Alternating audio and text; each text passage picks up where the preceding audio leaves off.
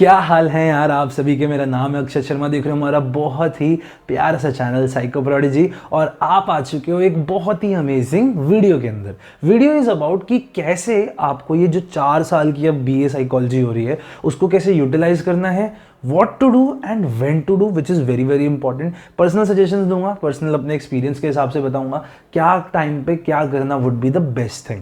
Okay, तो इस video को पूरा देखना, बीच में से बिल्कुल भी छोड़ मत देना, वरना थोड़ी सी दिक्कत हो सकती है कि आपने फर्स्ट टाइम के मजे कर लिए और बाद में यू आर रिग्रेटिंग। चलो बिना किसी देर के इस वीडियो को शुरू करते हैं।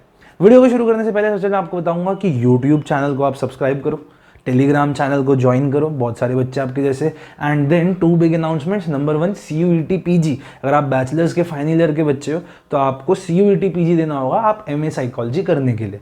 टू डू दैट आपको CUET PG के लिए हमारा क्रैश कोर्स ज्वाइन कर सकते हो। ऑसम क्रैश कोर्स है, 3 डिफरेंट टीचर्स पढ़ा रहे हैं मेरे जैसे जिन्होंने खुद ने CUET PG क्रैक कर रखा है, राइट। बहुत ऑसम है, 90+ MCQs एवरी वीक हो रहे हैं, आपकी लगातार लाइव क्लासेस है। इवन आज जब मैं रिकॉर्ड कर रहा हूँ मेरी next class is in 15 minutes, right. तो आपकी क्लासेस लगातार हो रही हैं, बहुत मजा आ रहा है, डेफिनेटली ज्वाइन करो। नंबर 2 CUET UG का भी बैच शुरू हो चुका है। इवन दो आई नो बच्चे बोर्ड्स के बाद जाना प्रेफर करेंगे, but if you are a student जिसने ड्रॉप ले रखा है तो CUET UG का batch is what you can join. चलो अब ये 2 मेन इंपॉर्टेंट के बाद let's start off with our video. Point आता है हमारे पास कि आपको क्या करना चाहिए। सबसे पहली बात तो there is a whole timeline. पहली बात ये हमारे टाइम पे 3 साल की थी यार, ठीक है। अभी 4 साल की अभी से हुई है। इस 4 साल वाली के अंदर 2 चीज़ें बताता हूँ। क्या आप जो CUET PG अभी दे रहे हो उसमें आपको 1 साल की MA करने का ऑप्शन है। अभी तक we do not have any knowledge.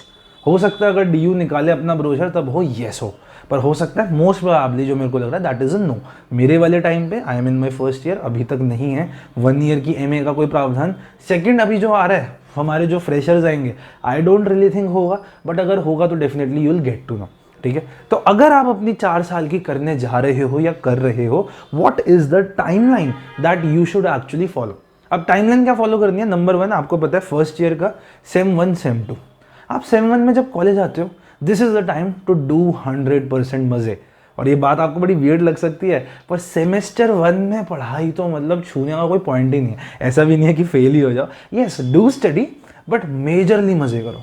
What do mean by majorly मजे। दोस्त बनाओ, सोशलाइज करो, नए नए एक्सपीरियंसेस लो, घूमो फिरो, नाचो गाओ, ऐश करो। सेमेस्टर 1 फर्स्ट 6 महीने are meant to do your ऐश, क्योंकि आपके अभी जो इंट्रोडक्टरी साइकोलॉजी है वो बहुत ही ईजी है, वो बहुत ही ज़्यादा बेसिक है, आप मज़े से उसे कर लोगे। ओके, सेमेस्टर 1 आपका ऐश में जाना चाहिए, बिल्कुल पढ़ाई बहुत ज़्यादा करने की जरूरत नहीं है। क्यों?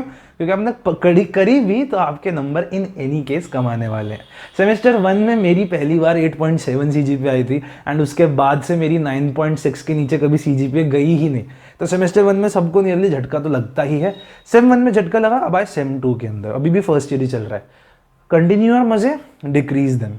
If I used to do 90% मजे, 10% स्टडी, नाउ डू 70% मजे, 30% स्टडी। स्टडी का पेस बढ़ाओ, अभी भी फर्स्ट ईयर में ही हो, मजे करो, डेफिनेटली घूमो फिरो, ऐश करो। तो फर्स्ट ईयर आपने ऐश करने में निकाल दिया, कोई दिक्कत नहीं है।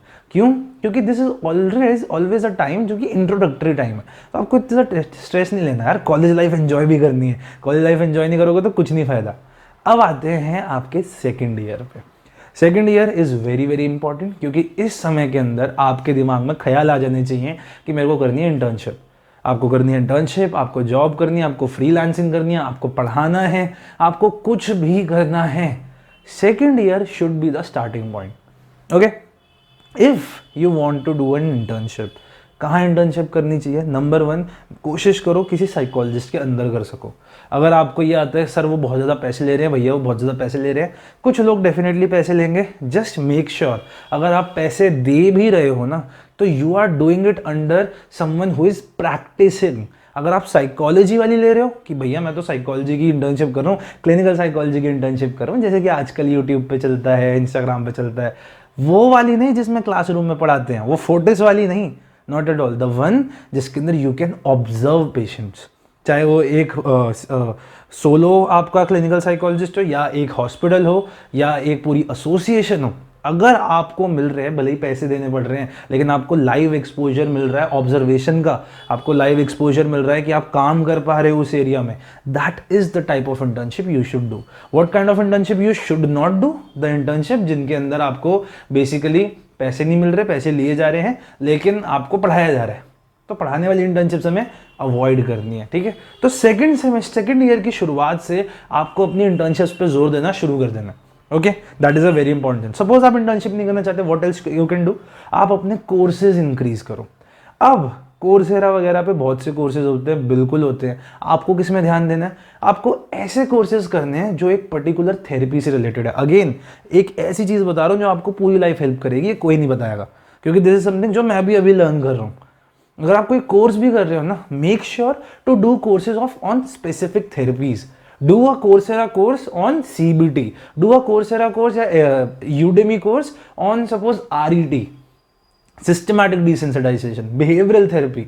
इसका फायदा क्या है, ये आपको लॉन्ग रन में हेल्प करेगा। जब आप एमए पूरी कर लोगे तब आप कह सकते हो जी मेरे पास स्पेशलाइजेशन भी है इन particular therapies, I can provide these therapies.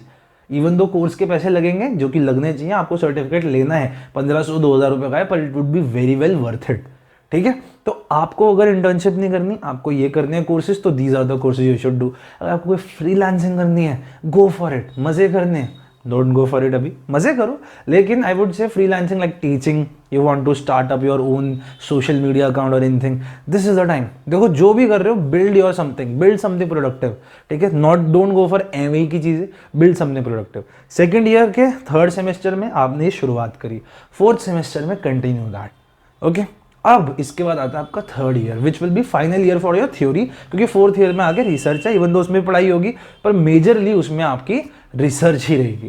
Third year के अंदर you should continue that.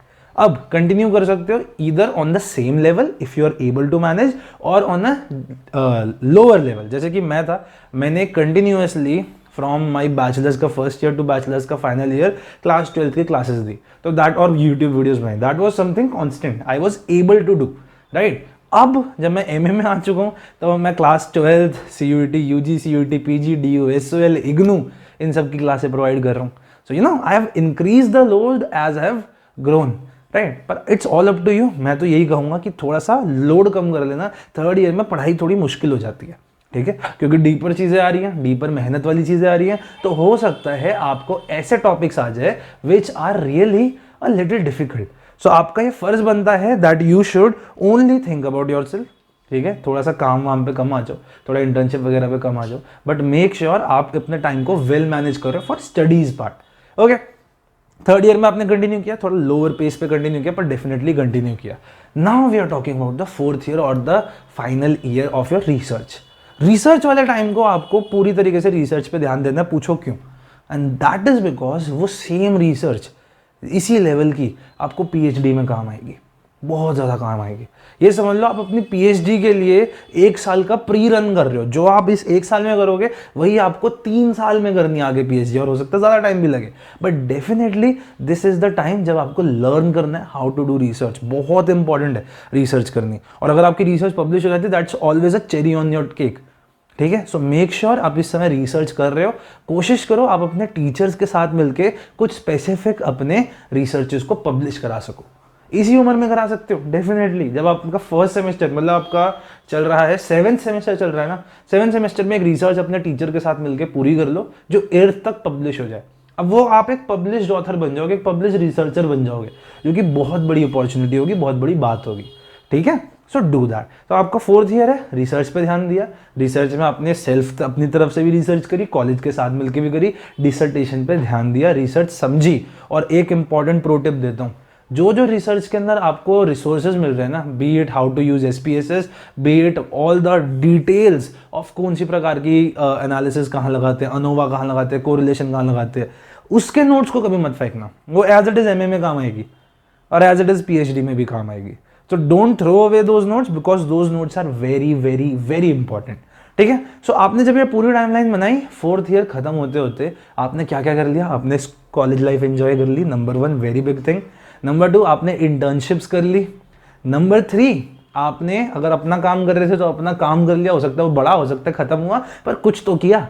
Number 4 अगर आपने दोनों में से कुछ नहीं किया तो आपने कोर्सेज करे, ऐसे कोर्सेज जो आपको लाइफ में आगे हेल्प करेंगे of specific therapies. Again I am saying don't go for introduction to psychology, the social psychology realm, ये कहीं काम नहीं आने वाले। मेक श्योर आप कर रहे हो तो किसी थेरेपी में ही करो जो आपको फायदा भी दे लाइफ में ओवरऑल आपकी अपॉर्चुनिटीज़ भी बढ़ाए, राइट? So do that. आपने सेकंड एंड थर्ड ईयर में अच्छे रिगरसली किया, थर्ड ईयर में थोड़ा सा बैकफुट पे आके कर लिया, करना है और ठीक है। और फोर्थ ईयर में आके प्रॉपर ध्यान दिया रिसर्च पे, अपनी तरफ से कोशिश करी, एक रिसर्च भी पब्लिश कर ली। आप एक इतने होलिस्टिक क्लासी साइकोलॉजी के स्टूडेंट बन जाओगे, आप विश्वास नहीं कर सकते। आपके पास इतना सब कुछ होगा टू शो पीपल, आपके पास एक इतना अच्छा रेज्यूमे बन जाएगा जो आपको पूरी लाइफ में आगे जाके हेल्प करेगा, ठीक है। So this is the timeline. अगर आपके वीडियो पसंद आई हो तो definitely share it with your friends जो 4 साल की आपकी बैचलर्स कर रहे हैं या फिर 3 साल की भी कर रहे हैं guys. And I will meet you in the next one. तब तक के लिए आपको कोई भी डाउट्स हो, कमेंट सेक्शन इज देयर, डाल दो। Even this topic I have picked out from the last video का कमेंट सेक्शन। चलो, ऑल्सो CUET PG का क्रैश कोर्स जल्दी से ज्वाइन कर लो गाइस, CUET UG का भी क्रैश कोर्स ज्वाइन कर लो। तब तक के लिए बाय बाय, टेक केयर, नमस्कार, जय हिंद, जय भारत।